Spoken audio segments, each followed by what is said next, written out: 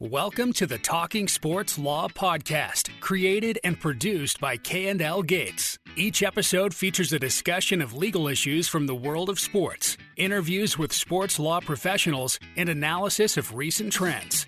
Let's get this episode kicked off. Welcome to another episode of Talking Sports Law from K&L Gates. My name is John Wilson, and I'm joined as always by my co-host Trevor Gates. Trevor, how are you doing? I'm doing great, John. How are you doing? I'm doing excellent. I am loving the start of the World Cup. We're recording this episode just during the first week of the World Cup. We haven't yet made it through the first round of group stage games, but the energy and excitement throughout the country is palpable, and it's just been amazing to see, this incredible event come to the U.S. Trevor, who is your pick to win the FIFA World Cup 2026? Well, obviously the United States, right? So I would pick the United States, of course, to make a deep run out of obligation, but also optimism. I think Norway might be a little bit of a dark horse too. If I had to pick the actual winner, I think they're still the favorite, but I'd probably pick France. How about you? I think those are all solid picks. I can't say that I would disagree with any of them. England is playing their first game today on the date of this recording, so it'll be interesting to see how the Three Lions do. But regardless, it's just going to be a really exciting summer of soccer here in the U.S. But on to bigger and better things. On today's episode, we are thrilled to be joined by Christopher McCleary, the former General Counsel and Chief Operating Officer of the United States Olympic and Paralympic Committee, and the current president of the Sports Lawyers Association. Chris has had a distinguished career in sports law, sitting at the intersection of Olympic governance, athlete rights, federal sports law, and international sports regulations. On today's episode, we're going to dig into Chris's path to the USOPC, some of the important issues that he helped navigate during his tenure, and what he sees as, some of the trends that might be coming down the line in the world of sports law. So Chris McCleary, welcome to Talking Sports Law, and thanks so much for joining us. Hey, thank you, John. Thank you, Trevor. Good to see you guys. Absolutely. And it's great, Chris, that you are now up in the wonderful Pacific Northwest where Trevor and I are. It's not often that we have guests who are sort of in the same region as us. And so I'm glad that you're settling into life in the Pacific Northwest.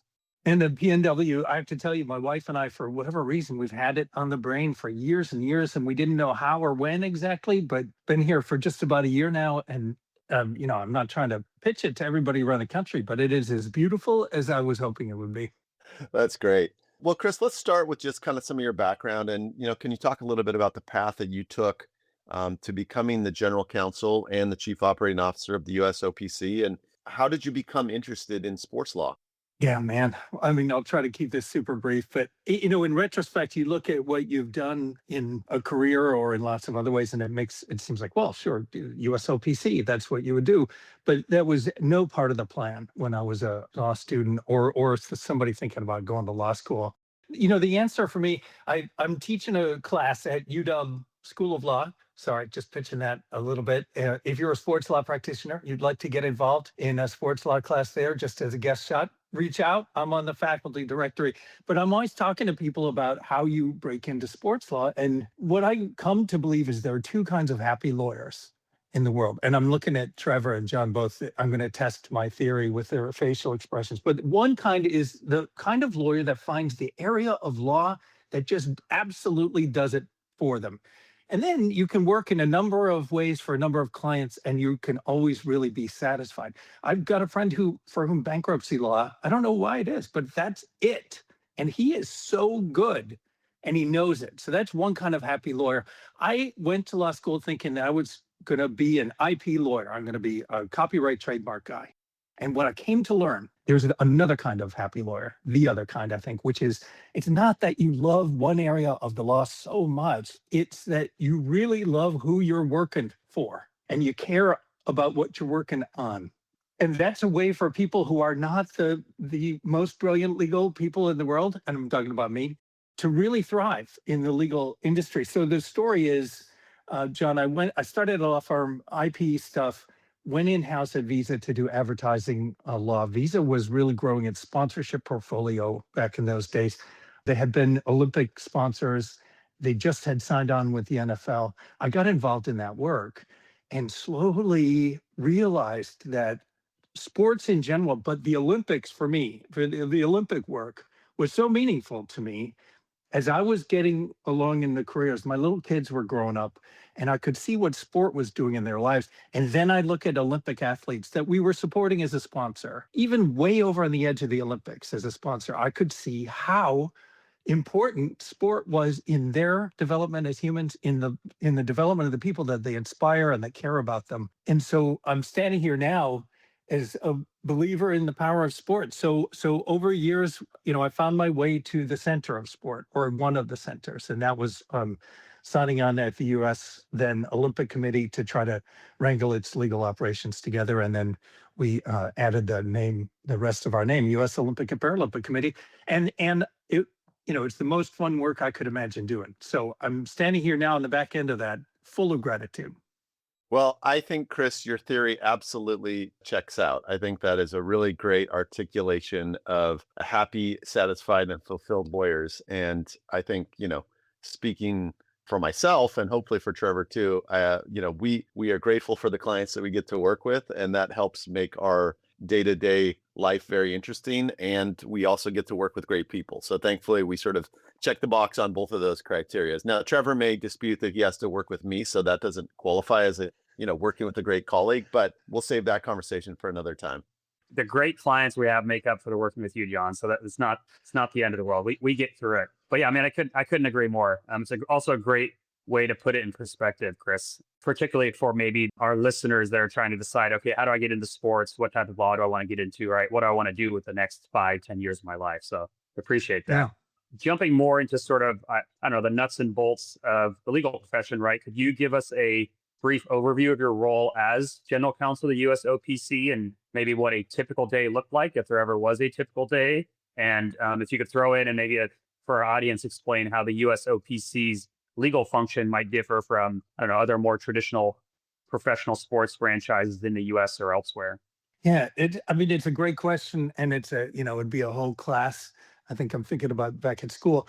To be super brief, the USOPC is a national governing body created by the federal government at a time when Olympic sports in the US was all over the place. And the model is each sport has its own national governing body. We call them NGBs. So volleyball and baseball and soccer, and there's USA handball. Every sport has one of those things. And the USOPC coordinates among those sport entities to find, support, develop, and celebrate the greatest athletes in those sports, right? At the very elite level. So it's a kind of an organization of organizations, if you will. So the job at USOPC was so interesting because there was direct sports support stuff for athletes, including the training centers and other specific training work we were doing. And there were the kinds of legal work that go along with that. We had somebody who was so good on operations on our little legal team. Our economic model was, Congress said, we're not going to fund you as other countries do. We're going to give you exclusive rights to the rings in the US so you can fund your own selves. So we have lawyers who are so good on sponsorship and licensing. And then Congress informing us said, you need to manage this sport community in the United States, including by resolving disputes and supporting athletes when they're having trouble with their national governing body. So we had somebody who is so good on alternative dispute resolution and creating the rules by which you do that. So there's governance of our sport ecosystem, and then there's being a commercial entity selling sponsorships. Then there's an operations company trying to support athletes through training and all that sort of thing. And then you get to events, games that we send teams to. And then it's security and travel safety and foreign jurisdictions, including their legal regimes and what goes and what doesn't go in those places, and diplomacy of all types. And so, I think everybody will say this to you when they're a general counsel, but there is no typical day, and that's what the fun of it. But all those areas were diverse enough that I felt like we were getting smarter every single day. We never got used to what we were doing. There was always a new element to it. So, Chris, you kind of touched on this in your answer just now, but the USOPC kind of sits at an interesting intersection of amateur athletics, and amateurism is a whole nother topic that we could probably discuss for an hour, international sports governance, and federal law, and specifically the Ted Stevens Act, which sort of authorized these exclusive rights that you were talking about. Maybe you could just talk a little bit about what were some of the most complex legal issues that you had to navigate through during your time with the USOPC. Well, just because I don't want to bore everybody to death, let's take as one of those complexities that I just think is fascinating, and we can stop after that. But just fun, it's sort of inherent in the model. The International Olympic Committee, the IOC, leads the Olympic movement, as they call it, from Switzerland. That's 205 countries they're working with, where we are one of 205. But we're a pretty big country. So as we're doing our sports thing in the US, Congress passes a specific piece of legislation, the Ted Stevens Olympic Amateur and Sports Act, and created the USOPC to manage that ecosystem within the US. So the IOC gives the USOPC as a National Olympic Committee. They give us the right to use the rings and to pick the team and to send the team. Meanwhile, Congress gives us the right to use the rings and to use the word Olympics in the United States. And the IOC guys are saying, wait, whose rings? What rights are you giving to these characters at the USOPC? So when you talk about complexity, this is a really interesting thing about international Olympic and Paralympic sport. It needs to be joined up in order to work right. The IOC has to have a line of sight on everything, and they've got to have a degree of control. And in the US, with the model that we've got, where we were cinching up the sports and the commercial rights and trying to make our own way, the Congress has to have oversight on that thing. And so a complexity was the never quite legislated, but very healthy relationships that we're talking about between us at the National Olympic Committee and our own federal government and the IOC simultaneously. And that's where diplomacy and just ongoing goodwill, with the right spirit, trying to drive the power of sport, trying to support athletes in the US and all around the world. It is an everyday task of balancing those things. And that was a fun challenge. Yeah, that sounds like a lot of, giants that are in the, so to speak, boardroom on some of these issues, I imagine, right? You're balancing all the countries, you're balancing what's need to be done in the United States. The IOC's balancing what needs to be done at the broader level, right? It's a lot, I imagine, makes a lot of these issues much more complex, right? 100%. And it really created, for me, over my career, I created a real empathy in me for people who are, they are sometimes seen as the dominant or domineering overseers and the bad guys, but they've got a balance. Again, 205. It was really good for me to see because, right, we think we're at the top of an Olympic ecosystem in the US, but we're one of 205. And this thing doesn't work unless all 205 are getting support and can compete on the playing field. And so it is I think that international sport is a great sort of device to make you feel humble and thoughtful about our role in the world and the sort of the power of the United States, but also the good that comes from cooperation. Chris, switching gears a little, you are the president of an awesome association, the Sports Lawyers Association, SLA. Both John and I attended the most recent SLA conference that took place in Chicago. It was awesome. Encourage everyone to go if they can make it for next year's event and future events. But we want to give you the opportunity and make sure we brought this up because we love SLA. Could you talk about what your role entails as the president of SLA and what you see as sort of the SLA's most important priorities for the sports law community? Bless you, Trevor, for giving me a chance to say Sports Lawyers Association, because I really appreciate it. And it was, really great to have you guys in Chicago. There were 1,200 people there.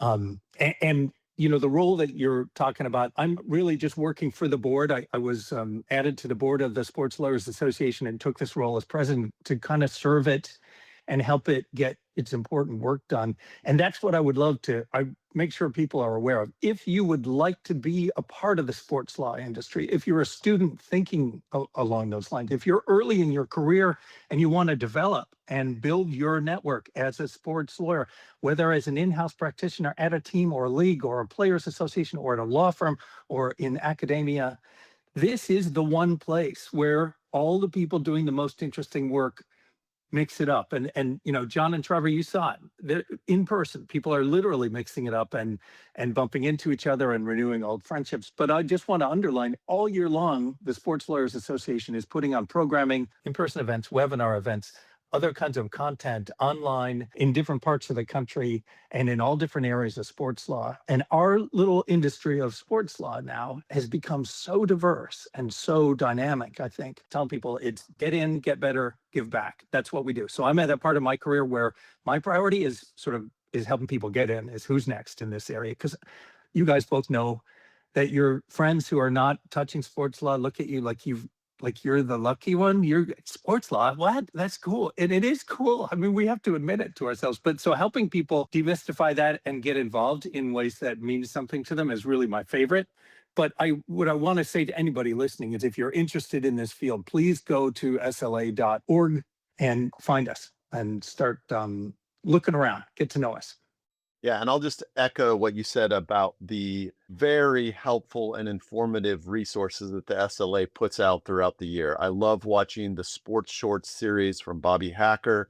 Next week in Los Angeles, they're doing an in-person kind of CLE event related to legal issues around the World Cup. I wish I could be there. I don't know if this podcast episode will come out before that, but if it does and you're in the LA area, you should definitely check that out. But there's just a plethora of year-round resources and information and events that the SLA puts out, and they're just fantastic. They're absolutely fantastic. Chris, we're in a unique time here in the U.S. where we have the FIFA 2026 World Cup happening right now.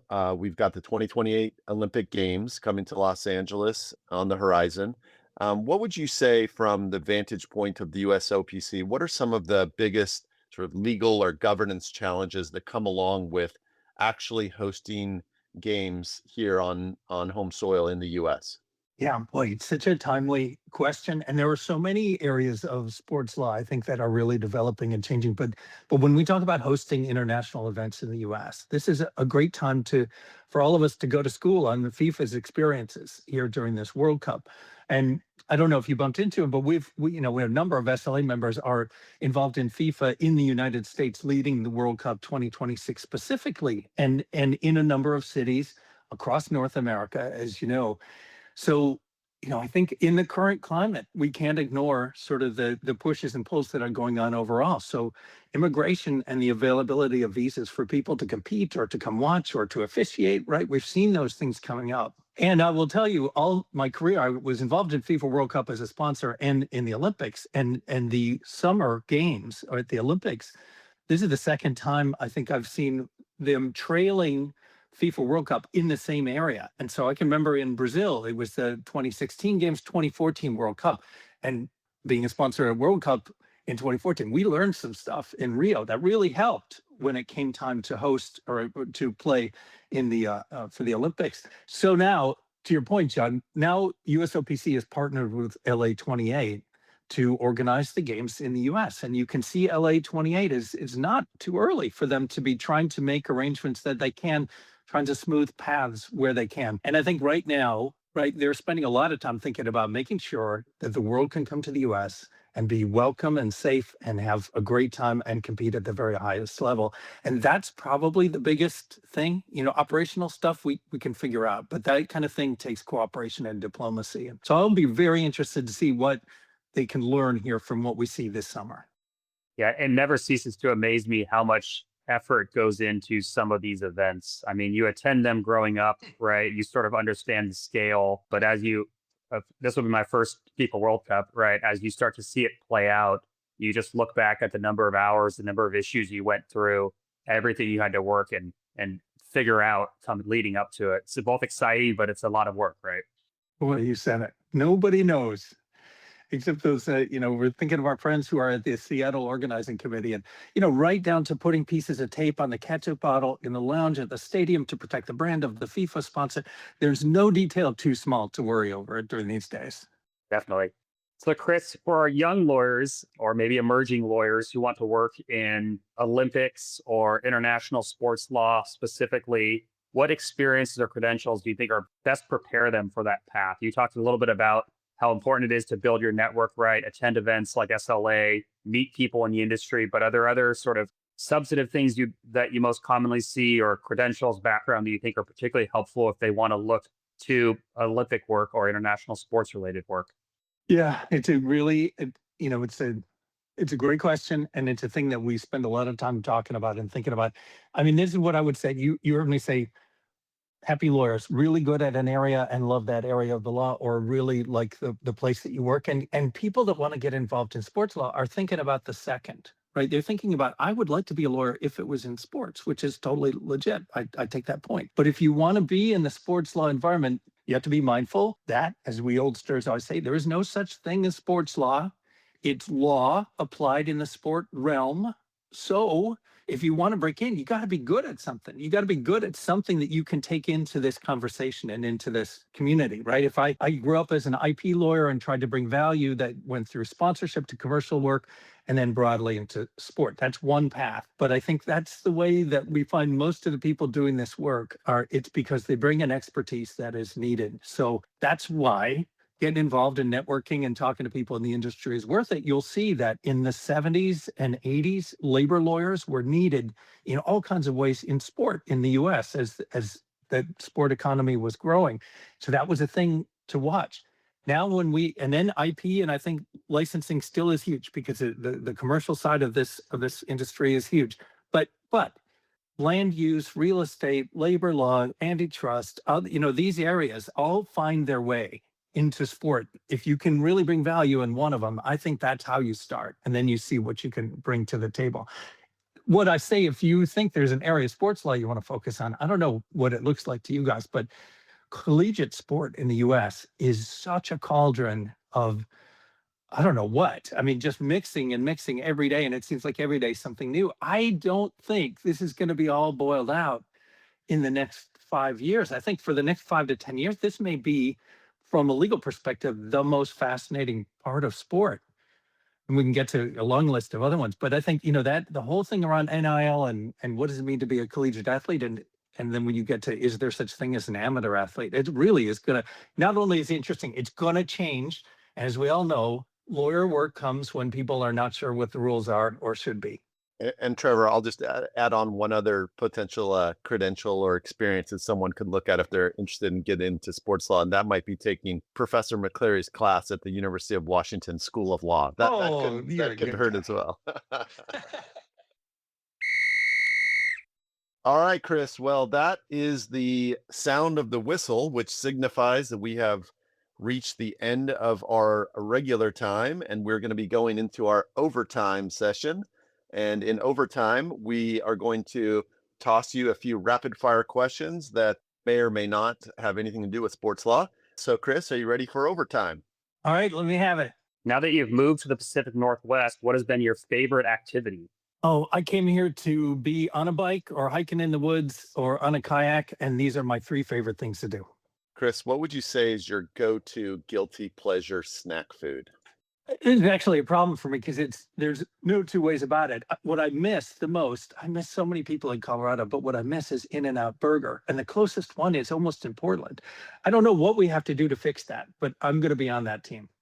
I think they're spreading across Washington, so they might be up by us in no time. Come on.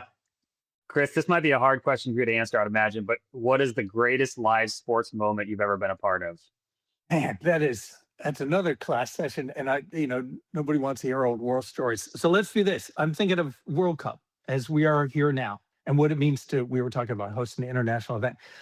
Greatest sports moment at the opening match in South Africa, first FIFA World Cup on the continent of Africa, a sport that means so much to so many countries on that continent. And the atmosphere in Johannesburg and in Cape Town of the people of South Africa making this work and the world coming to see them. I'll never forget that. That's the power of international sport. Chris, what is one book or TV show or podcast that you've really enjoyed in the past, say, 6 months or so? I feel like I should get to ask you guys too, because these are great to hand around. I'm always listening to this podcast now with these 2 British historians. The rest is history. I think a lot of people know about it, but these are interesting, funny guys. And when I hear English people talking about US history, it's hilarious and very enlightening. All right. And finally, if you were not a sports lawyer, what other career do you think you would have had? Left-hander for the Tigers. That's the only other thing I wanted to be. They've got a pretty good left-hander right now, right? Tariq Skubal, Seattle University grad. He's That's right. Good. Yeah. He can't have McCleary. I guess he'll do. Well, that'll do it for another episode of Talking Sports Law from K&L Gates. Special thanks to our guest, Christopher McCleary, for a fantastic conversation about his tenure as General Counsel and COO of the USOPC and his leadership of the Sports Lawyers Association. You can find all of our episodes on our website, klgates.com, or by searching Hub Talks wherever you get your podcasts. If you'd like to be a guest on our podcast, or if you have ideas for future podcast topics, please don't hesitate to reach out to either myself or Trevor. And thanks so much for listening to Talking Sports Law from K&L Gates.